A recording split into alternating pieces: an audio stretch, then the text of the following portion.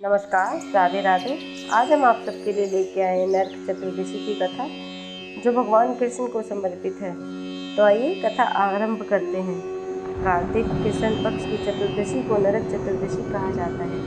इस दिन नरक से मुक्ति पाने के लिए प्रातःकाल तेल लगाकर अपना मार्ग पौधे के सहित जल में स्नान करना चाहिए।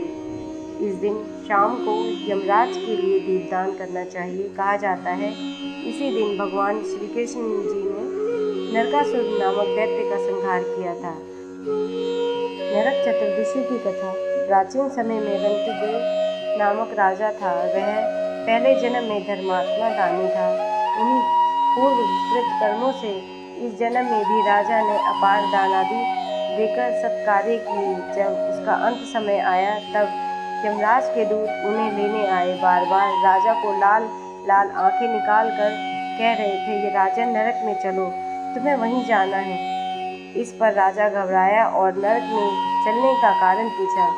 यम के दूतों ने कहा, राजन, आपने जो दान पुण्य किया है उसे समस्त विश्व जानता है, किंतु पाप तो केवल भगवान और धर्मराज ही जानते हैं। राजा बोला, उस पाप को मुझे भी बताओ जिससे उसका निवारण कर सकूं। यमदूत बोले, एक बार तेरे द्वार से भूख से व्याकुल एक ब्राह्मण लौट गया था, जिससे तुझे नरक जाना पड़ेगा।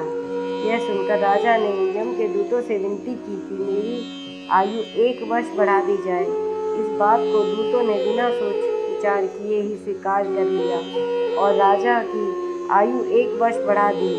दूत चले गए। राजा ने ऋषि के पास जाकर इस पाप से मुक्ति का उपाय पूछा।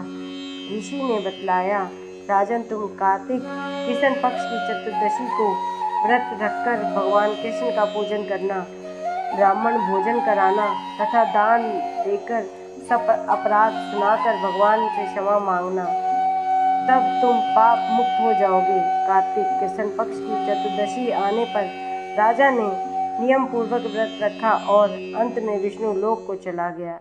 हे भगवान कृष्ण, जैसे आपने उस राजा को अपने पाप से मुक्त किया था, वैसे ही सबको करना, कहने सुनने वाले को भी। बोलो कृष्ण भगवान की जय। अगर आपको ये वीडियो पसंद आई है तो वीडियो को लाइक एंड शेयर करें एंड चैनल को सब्सक्राइब करें। राधे राधे।